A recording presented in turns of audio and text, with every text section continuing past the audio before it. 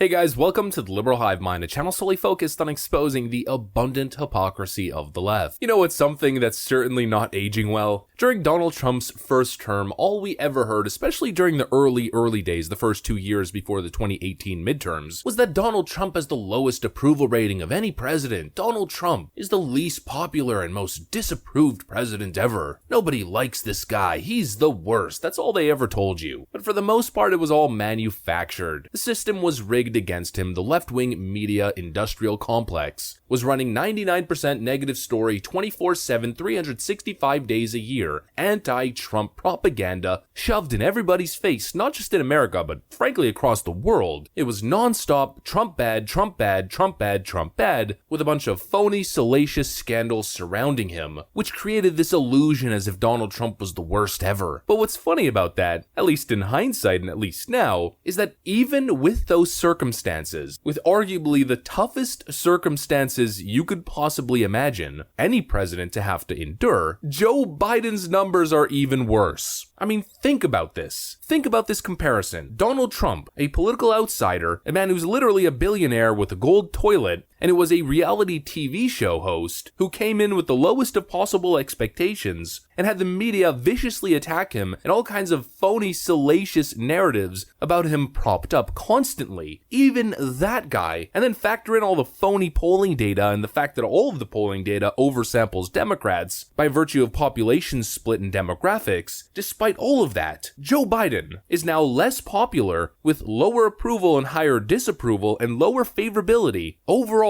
than Donald Trump, and a significant amount lower, and also lower on every single issue except for maybe one. Folks, the disaster that is the Joe Biden presidency continues. It just got worse. In fact, it's hit its lowest possible levels. Democrats are freaking out, and more specifically, Democrats are furious. They're coping beyond belief across social media as news networks and news organizations are now starting to report that Joe Biden is the least popular president in American history, or modern American history, and is even lower than Donald Trump. Let me show you guys all the data and everything that's going on. Let me show you guys what's making leftoids so angry. We've got some stuff to get into, but of course, before we get into any of it, please make sure to leave a like, a comment, subscribe, share the video as much as possible. We are still shadow banned by the YouTube algorithm, hidden from non-subscribed viewers. And with that out of the way, let's roll the tape. All right, folks, so the number one issue. It's the age-old adage. When it comes to November's presidential election, the old adage from Bill Clinton's campaign, it's the economy, stupid.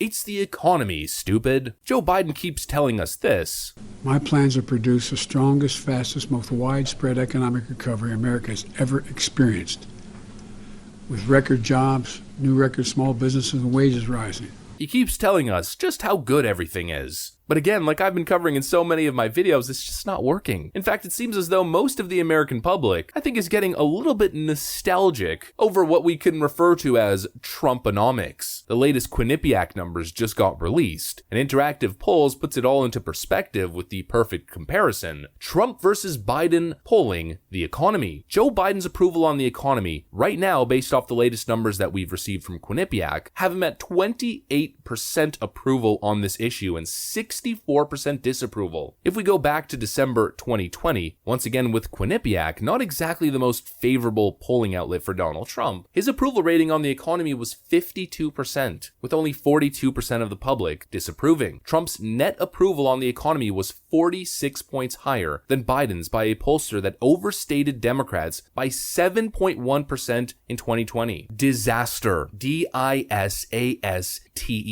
Friggin' doomsday. Again, it's the economy, stupid. And Democrats want to make this next election about anything other than the economy. But this election is going to be about the economy. 80% say Bidenflation is extremely/very important factor in their midterm vote. All the meanwhile, economic gloom hits the worst level in 50 years. And once again, to put it into perspective, poll, Joe Biden's approval ratings suffer on most important midterm issues. The most important issues for most voters are, number one, 51% say inflation and the economy, followed by gas prices at 48%, gun violence 43%, and abortion at 41%, crime at 36%. Biden's approval rating on all of these issues, the numbers speak for themselves. Except these numbers are already outdated. Joe Biden's approval rating, as you guys can see from this Breitbart report, is at 37% on the economy. However, Quinnipiac now has him at 28%. 28% approval on the number one issue that nearly 80% of the American populace believe is going to be a major influence on their midterm vote. I mean, bad, real bad for Joe. And speaking of real bad for Joe, and let's continue on with this comparison, this latest Quinnipiac poll is a nightmare for the Biden regime. Joe Biden's average approval rating, job approval rating, just hit the lowest levels of his presidency, with an average approval rating of 39.7%. Let's go straight to Quinnipiac, a very favorable polling outlet for Joe, at least historically, that just released a poll with a massive sample size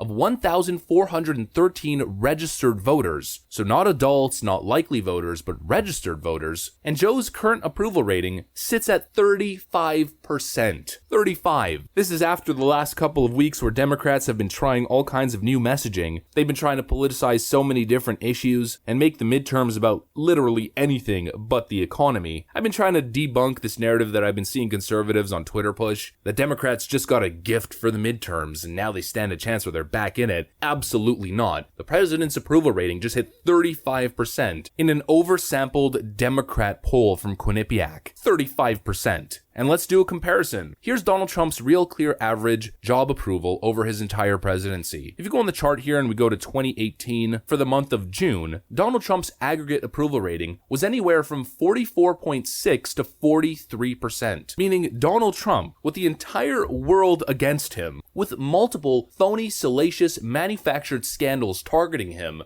I mean, that was the peak, the height of the Donald Trump Russiagate narrative, and with CNN pushing the Stormy Daniels nonsense pretty much 24/7. Despite all of that, despite the fact that every single poll here is Democrat oversampled and had a clear track record of underestimating Donald Trump's popularity, he was still anywhere from 3 to 5% more popular than Joe Biden is right now at the same time during their presidencies.